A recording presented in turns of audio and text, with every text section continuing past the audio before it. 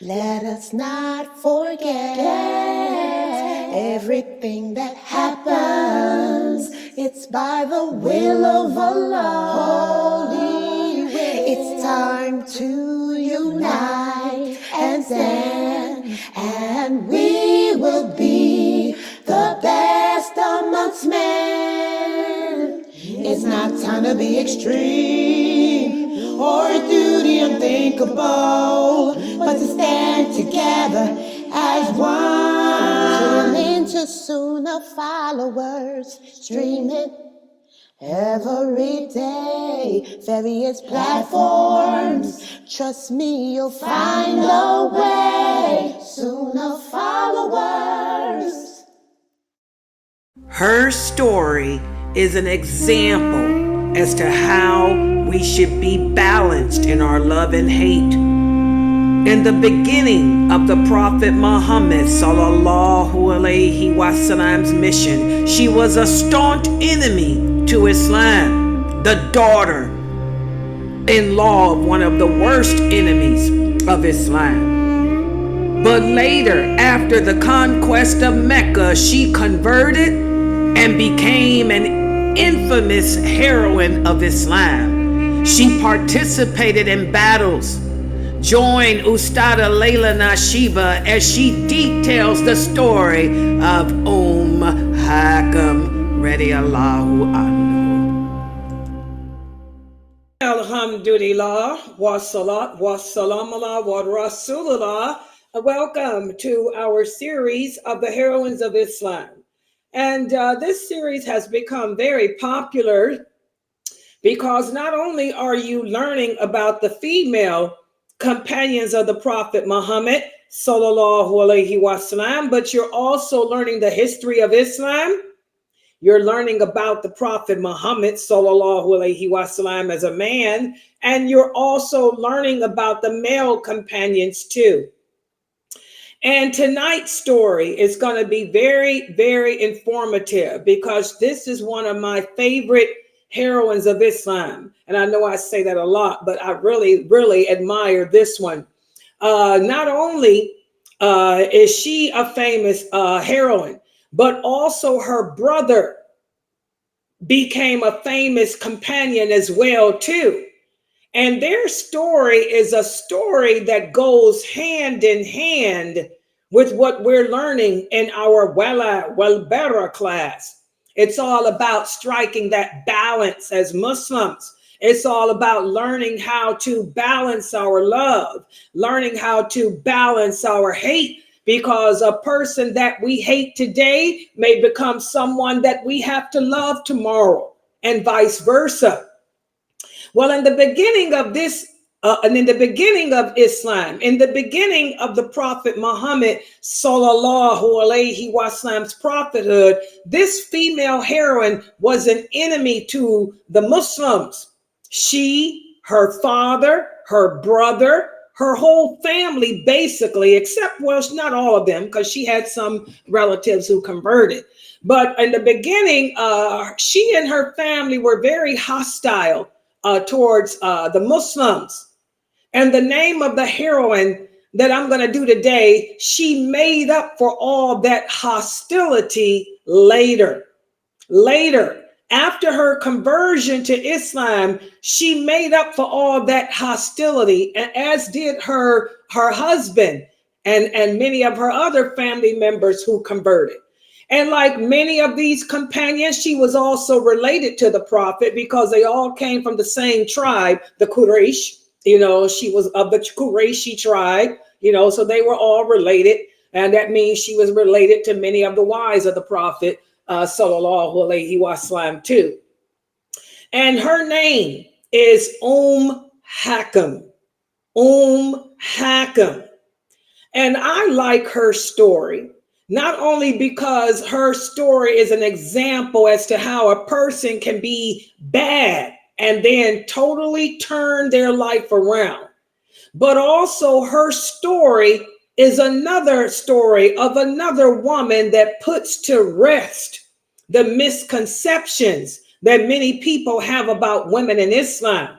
There is no need for feminism. What you call that these feminists, this feminist movement, because Islam liberated us. You'll see, guys, that the story of Hakim is something, because, like I tell you all the time, this was the 6th century. These were the medieval dark ages, and any female child that was left to live had to be trained in warfare. This was the custom of the era. Any women that they kept alive, they trained them to defend themselves. Because if a woman could not defend herself, she became basically a slave or a prostitute or a bedmate to men. She had no rights. Islam came about and gave women the rights. Well, let's go into the story of Hakim, and you can see exactly what I mean. So let me take everything down, because I know you guys like to take screenshots of everything. So, and by the way, please support this dawah effort, guys. We are desperately in need of donations to cover our website expenses. And you can go to PayPal me/SunnahFollowers. If you go to the link there, the address at the top there, PayPal me/SunnahFollowers, please donate, and donate generously, because the first will be here after tomorrow. And we have to come up with that $2,000 all over again for next month's expenses. So let me share my screen to everyone. Okay. And okay, I'm going to let you guys see the snow for a minute while I go on Zoom and do a couple of things on Zoom. That's one. Also, while I'm on here, okay, oops, wrong one.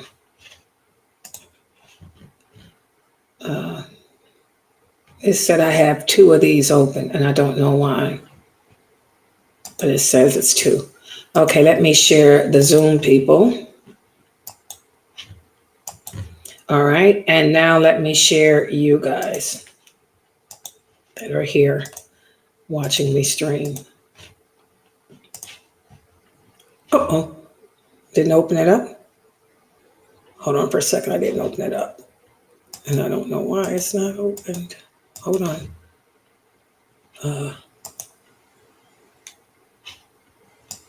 Oh, because that's Zoom. Okay, I got confused because my streaming program looks just like looks like the Zoom room. Move this down. Okay, here we go. Everybody should be able to see my PowerPoint. And let's make it larger. All right, so tonight we're going to do the story of Hakim radiallahu anha. And her story is going to be very, very, very interesting, because like I said, it's going to put to rest more misconceptions that you hear a lot of the famous speakers have about women in Islam. Now, Hakim, let's go over her lineage. And what does the word lineage mean? Lineage means her family. Her family. Lineage does not mean race. It means family, who your father, mother, brothers, and sisters are. Hakim, she was the daughter of Harith ibn Hisham, who belonged to the Makhzum tribe of the Quraysh. So this is what I was saying. She was one of the clans of the Quraysh. So they were all related. She was related to the Prophet Muhammad, sallallahu alaihi wasallam, to Umar, to Uthman, Abu Bakr. All of them were from the same tribe, the Quraysh. And guess who her mother was? Her mother was the sister of Khalid bin Walid. So that shows that she was also related to Salama, because Salama was the first cousin of Khalid bin Walid. They were all related. Hakim, she was married to Ikrama, And who was Ikrama? Everyone should recognize his name. Ikrama was the son of Abu Jahal. And who was Abu Jahal? He was the enemy of Islam, one of the biggest leaders amongst the Quraysh, who created so much hardship for the Muslims. So the family of Abu Jahal was known for their opposition to Islam. And Hakim was a part of that family. She was married to Ikrama. Ikrama was her cousin. So she married her cousin, her first cousin. And just like her cousin and husband Ikrama, she was opposed to Islam tooth and nail. She participated on the side of the Quraysh in the Battle of Uhud. She was with them when they fought against the Muslims. Her and Hind and the other women, they came out on the battlefield beating drums, singing songs, promising the men sexual relations. You know, not her, but the women that were not married were promising sexual favors to the men, you know, if they defeated the Muslims on the battlefield. And by the way, I AI generate this picture so you guys can see the type of drum. This is the type of drum that the women used back then. It's like a tambourine, but it didn't have the bells on the edges. And they would beat this on the battlefield, okay, to encourage the men. And also during this battle, remember the leader who made a decisive turn and who the victor was Khalid bin Walid. Khalid bin Walid was the main general of the right flank of the Quraysh, and the left flank was her husband Ikrima, who was the son of Abu Jahal. They were the best warriors. Khalid bin Walid was the best and Ikrima the second best. And the Quraysh, as you guys know, inflicted heavy losses on the Muslims and felt that they had avenged themselves for being defeated at Badr. But that was not the end of the conflict, as we well know. So, she was an enemy to Islam in the beginning of it with her husband and her father-in-law, and she helped fight against the Muslims, you know, during the Battle of Uhud. 9 years after the migration, remember the Prophet ﷺ returned back to Mecca. This became known as the conquest of Mecca. He came back to Mecca with thousands of his companions. And when the Quraysh saw the Muslims approaching them, they decided to leave the way open for them because they knew that the Prophet had given instructions to his companions to not, you know, fight unless necessary. But Hakim's husband, Ikrima, he went against what the Quraysh decided and tried to block the Muslims from advancing into Mecca. Khalid bin Walid, who had now converted to Islam, Khalid bin Walid converted to Islam not long after his cousin Salama married the Prophet.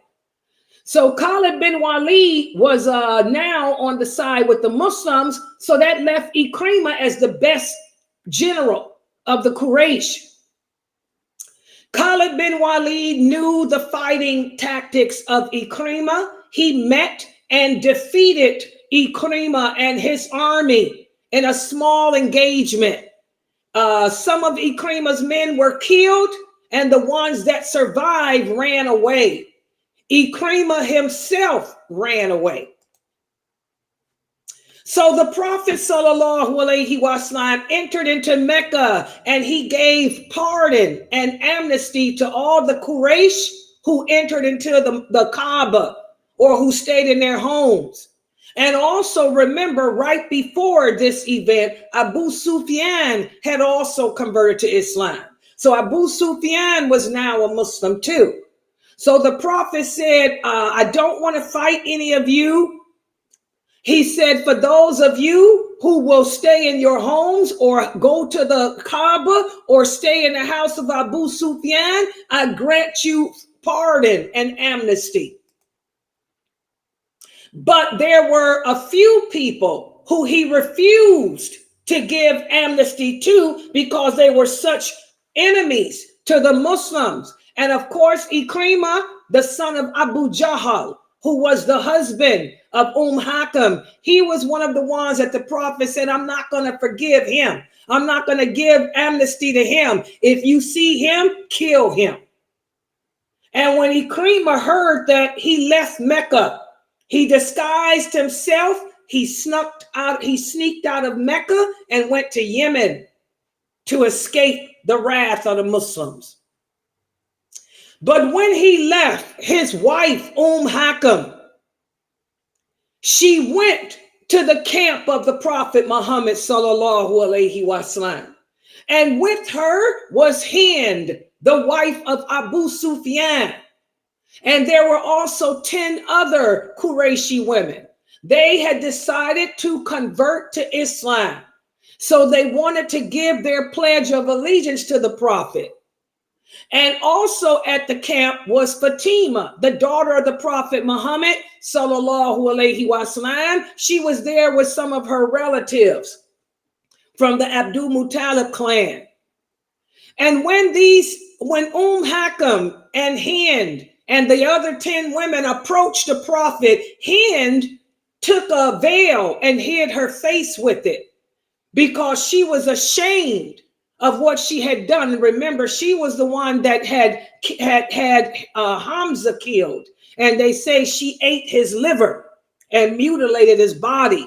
So now that she had converted to Islam, she was ashamed of her actions. So she hid her face, and approached the Prophet. And when she approached the Prophet, sallallahu alaihi wasallam, she said, "O Prophet of Allah, praise be to Allah, who has made the religion of Islam and chosen it for himself." She said, "I beg of you, out of the bonds of kinship, to treat me well." She said, "I am now a woman who believes in Allah, and I affirm the truth of your mission." And that's when she removed the hijab from her face, which is more proof that a woman doesn't have to cover her face. And she said, "I am Hind, the daughter of Utbah, O Messenger of Allah." And she lowered her eyes because she was so shamed. The Prophet sallallahu alaihi wasallam told her, "There's no need to be ashamed, Hind." He said, "Welcome." And this is when he told her in the authentic hadith, which can be found in Sahih Bukhari, "Don't you know, Hind, that Islam purifies you of whatever sins or whatever bad actions you did before it?" So he was letting Hind know that there was no need for her to be afraid to face him, because now that she was Muslim, Allah had forgiven her of all the evil she had done. And after telling her that, that's when Hind said, "O Prophet of Allah, there is not a house on earth. There was not a house on earth that I did not want to destroy more than your house before Islam." She said, "Now that I am a Muslim, there is no house on earth that I so dearly wish to honor and raise in glory other than yours." And that's when the Prophet smiled and said, "Don't worry, don't worry, Hind. Islam wipes away whatever evil came before." And after Hind spoke, that's when Hakim came forward. And she too professed her faith in Islam. And she said, "O Prophet of Allah, my husband, Ikrimah, he has ran away from you. He ran away to Yemen out of fear that you will kill him." She said, "Please grant him security, and Allah will grant you security." So here you can see Hakim. She had converted, embraced Islam, was given her pledge of allegiance to the Prophet, but she also was looking out for her husband. She wanted the prophet to also pardon her husband. The prophet sallallahu alaihi wasallam said, don't worry, Hakim, he is secure. And as soon as he said that, Hakim left to go find her husband. And she left and took with her a Greek slave. It was a man who was from Greece who was her slave. They had traveled a far distance from Mecca. And when they were far from Mecca, that's when this slave tried to seduce Hakim. See, Hakim had just converted to Islam. She did not know the rules of mahramship. She did not know that now that she was a Muslim, a woman cannot travel nor be alone with a man who is not a mahram, because she didn't know. She had just gave her shahada, and her first concern was, I got to go find my husband, bring him back here, get him to convert. So not knowing, she took her slave, her male slave, with her. And look what happens. This is why Allah says that we cannot be with a man who is not a mahram, because as soon as she was out of the city limits of Mecca, he tried to rape her. But she managed to push him off of her. And she continued on her journey. And when she arrived at a village, she sought help. She told the men inside the village that this slave of hers had tried to attack her sexually. So the Arabs took this Greek slave, they tied him up and put him in a prison. And so Hakim continued her journey to find her husband by herself. So she traveled by herself to the coast of the Red Sea in the region of Tihama. And that's where she found her husband, Ikrama. He was making an attempt to travel across the ocean, to Yemen. And he was negotiating with to get on a ship with a Muslim seaman. The Muslim seaman had told him, look, convert to Islam and I will take you to Yemen. And that's when Ikrima said, how can I convert? And the man said, just simply say that you testify that there is no God but Allah and that Muhammad is his messenger, and that will purify you. Ikrima had told the man, look, this is the reason why I'm leaving. I'm leaving to get away from this. And that's when Hakim came up to him. And she said, oh, my cousin, I have come to you from the most generous of men, the most righteous of men, the best of men. I have come to you from Muhammad ibn Abdullah. And I have asked him for amnesty for you. And he has granted it. She said, so don't destroy yourself. There's no need for you to run away to Yemen. You can come back home to Mecca. He has agreed to forgive you. And that's when her husband said, you've talked to him? She said, yes, I've spoken to him and he has given you amnesty. So let's go back home to Mecca. And then she told him how she was traveling with a Greek slave, and the Greek slave had tried to rape her. When Ikrama heard this, he went directly to the village where the Greek slave was being held, and he killed him. He killed him for trying to rape his wife. Okay? So they continued. Hakim and her husband Ikrama, they continued on their way back to Mecca. And when they went to rest, Ikrama wanted to sleep with her because she was his wife, but she told him no. She said, no, I'm a Muslim now. Now, she didn't know the rules of mahram, but she did know because of the agreement that the prophet had made in Medina, that any believing woman, when Allah sent the verses down saying a Muslim woman cannot be married to a non-Muslim man. So she knew that. So she told Ikramah, I can't have sexual relations with you. She said, because I am a Muslim woman and you are a non-believer. Again, her point was to bring him back to Mecca and get him to convert to Islam. Okay? Ikramah was taken aback. He said, wait a minute. There's no way that I can live with you without your sleeping with me. He said, I love you. And that's when she said, that's why I want you to come back with me. I want you to come back with me and meet with Muhammad sallallahu alaihi wasallam.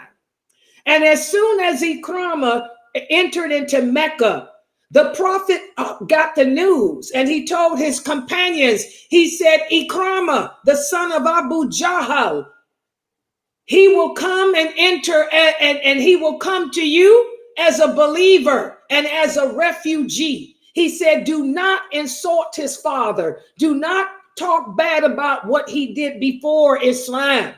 He said, and do not insult his father, because speaking bad about the dead causes grief to the living.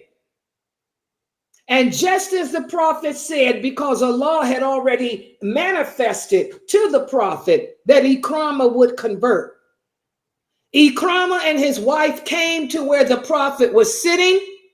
The prophet sallallahu alaihi wasallam greeted him. And that's when Ikramah said, oh Muhammad, my wife Hakim has told me that you've given me amnesty. The prophet said, yes, that's true. You are safe. Ikramah said, what are you inviting me to?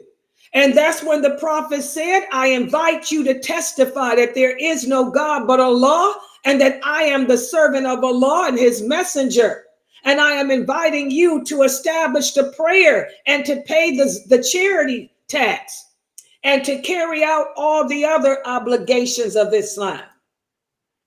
And that's when Ikramah said, by Allah, you have only called to what is true and good, and you have only commanded that we do what is good. You lived amongst us before you began your mission as a prophet, and you were the most trustworthy of all of us in speech and the most righteous of all of us in action. And that's when Ikramah stretched forth his hands and he said, I testify that there is no God but Allah, and that you, Muhammad, are his servant and messenger. And that's when the Prophet Muhammad sallallahu alaihi wasallam told him to say, I call upon Allah and those present here to witness that I am a Muslim who is a mujahid and also given amnesty. And that's when Ikramah repeated what he said. And Ikramah said, I ask you to ask Allah to forgive me for all the bad things I did against you and whatever bad things I said in your absence. And that's when the prophet raised his hands and made dua. He said, oh Allah, forgive Ikramah of all the hostility he directed against me, and forgive him from all the expeditions in which he fought against me. Forgive him of whatever he has said or done in my presence or absence to dishonor me. And that's when Ikramah became so happy. So here you can see, guys, how two enemies, Hakim, just like Abu Sufyan and Hind, they were enemies to Islam. But now here all of them had converted, and Allah forgives everything that comes before Islam. All the bad things that they said and did against the Prophet and Allah were forgiven. Subhanallah. Ikramah, he said, by Allah, O Prophet of Allah, I promise that whatever I have spent standing in the way of Allah, I will spend twice as much fighting in his way. And whatever battles I fought against Allah, I will fight twice as many and twice as hard in his way. And right after that, guys, Ikramah became one of the best Muslims. That's why we don't speak badly about any of these companions. We don't speak badly about him, nor Abu Sufyan, nor Hind, nor Hakim, nor Muawiyah, because whatever they did before Islam was forgiven by Allah. Ikramah, he participated in all the battles that the Muslims fought after that. In fact, he was known as one of the bravest horsemen and the best on the battlefield after Khalid. He was also a great worshiper of Allah. He used to spend a lot of time in the mosque reading the Quran because he knew how to read. He was one of the few companions that was educated.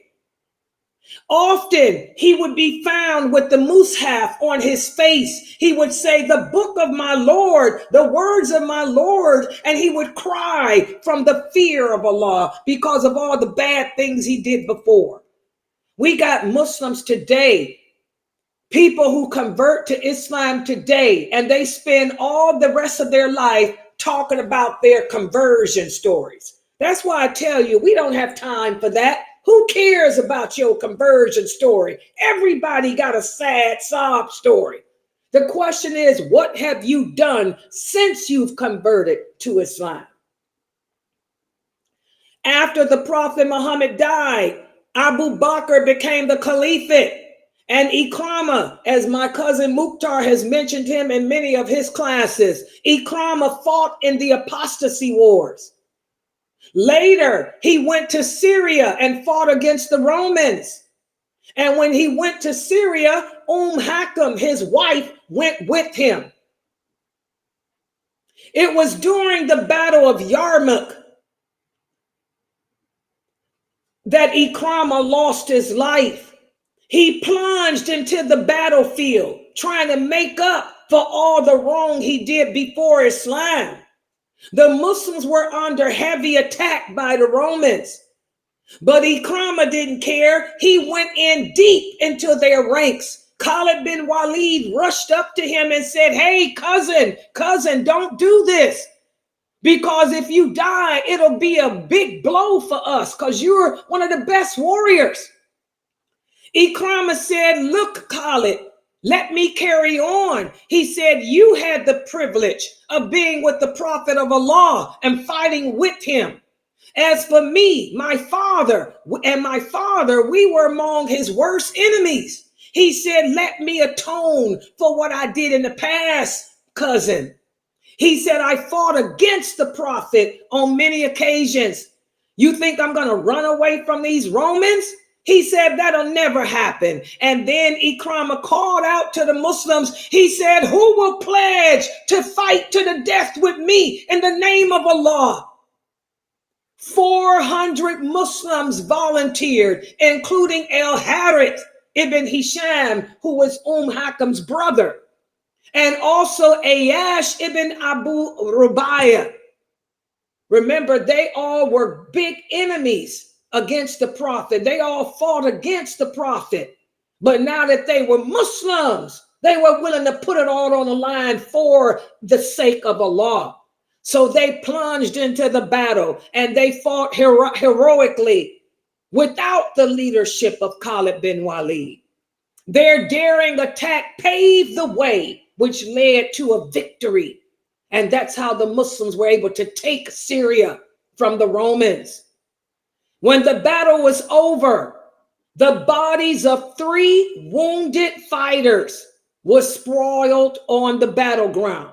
And those 3 fighters were Al-Harith ibn Hisham, Hakim's brother, Ayash ibn Abu Rubayah, and Ikramah. Al-Harith called for some water to drink. As it was being brought to him, Ayash looked at him and Harith said, "Give it to him instead." By the time they got the water to Ayash, he had died. And when they returned to Al-Harith and Ikramah, they found that they had died too. So here we can see, guys, and my cousin Mukhtar spoke about this. They all died right after each other. These were three brothers, three cousins, who in the beginning of Islam were Islam's greatest enemies. And now all three of them died together as three of Islam's greatest heroines. Subhanallah, the valor that those companions had. They weren't emotional like you Muslims are today. They were men and women of action, not men and women of talk. They put it all on the line for the sake of Allah. How many of us can say we would do the same? The companions, when they found all three of their bodies, they made dua asking Allah to be pleased with these three great men. They prayed asking Allah to let them be amongst those who will drink from the spring of El Qatar in paradise. Ameen, subhanallah. When Hakim heard about the death of her husband, she stayed in Syria. She was very sad.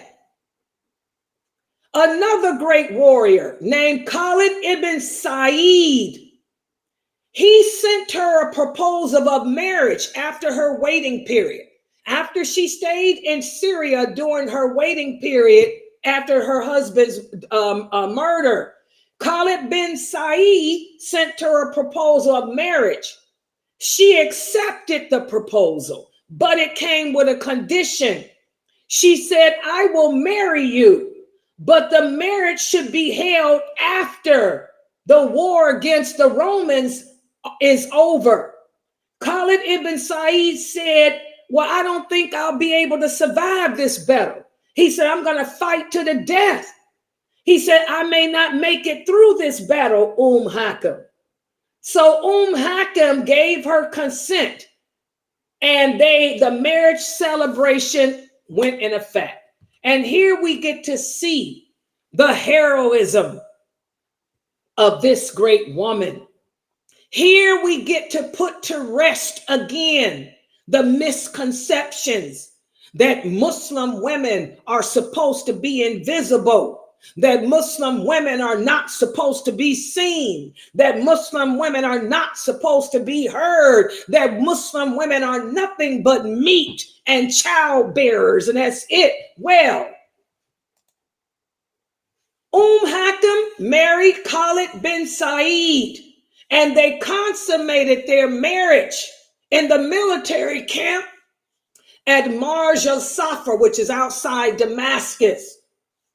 The day after they consummated their marriage, Khalid bin Sa'id went to fight, and he was killed. When he was murdered, Hakim woke up to find her tent surrounded by the Romans, still dressed in her bridal clothing. Hakim showed them just what an Arab woman could do, because these were Romans. You know, back in those days, you know, whenever a battle, whenever an army won a battle, the women became their slaves, and they would, you know, divide them up to sex them or enslave them or even prostitute them. That's what the Romans would do. Well, they got a shock with this one. They surrounded her tent. And when she realized that she was surrounded by a bunch of non-believers, what did she do? She yelled out, I am a woman of the tent. And she plucked one of the poles of the tents from the ground, and she came outside swinging it, and she struck to death all the Roman soldiers who were trying to enter into the camp. She alone by herself killed 7 Roman soldiers with her tent pole. near a bridge that to this day has been named the Bridge of Hakim, which is near the city of Damascus. That shocked the Romans. Remember, this was the caliphate of Abu Bakr. Islam was spreading throughout Syria. Many of those men hadn't encountered Arabic women. Oh, what a shock. What a shock. They could wield a sword, wield a pole just as good as a man could. In the resulting confusion, Hakim escaped, and she ended up safely amongst the Muslim army that had returned back to camp. Now, again, like I told you, they were all related because they were different clans of the Quraysh. She was not only a cousin of the Prophet Muhammad, but she was also a cousin of Umar. When Umar, because right after this, guys, this is when Abu Bakr had died and Umar had taken up as the caliph. Umar was now the caliph over the Muslims. When Umar heard what had happened, how she had married Khalid bin Sa'id, and they had not even been married one night, Umar was so impressed with her heroism. He was so impressed with the fact that she killed 9 Roman soldiers with the poles of the tent, still wearing her bridal clothing. And when he saw her, because she made it back to Medina, when she arrived in Medina, Umar saw that she was sad, and she was one of his cousins. So he was talking to her, and to calm her, he said, Hakim, why don't you marry me? Just marry me. And she agreed. So Umar and Hakim were married during the 3rd year of his caliphate, and she bore him a daughter whose name was Fatima. Now, as you all know, Umar died, was martyred during his caliphate. As in regards to her, she died 10 years later. Okay. Hakim died, it is said, it's estimated, because everything is estimated because nobody knows for sure, because Allah kept it this way so these companions wouldn't be worshipped. Okay. But it is believed that she died 10 years after Umar. And she didn't remarry. Some say that she did, but the most consensus say that she didn't remarry anyone after Umar.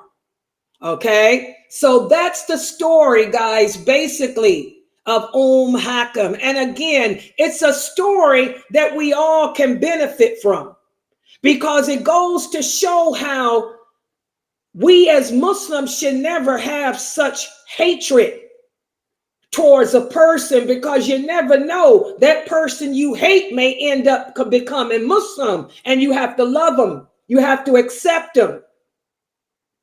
She became a warrior of Islam. She spent the rest of her life defending Islam and helping to spread it throughout the world. She and all her ex-husbands made up for any ill that they may have done before Islam. So it's something that you and I need to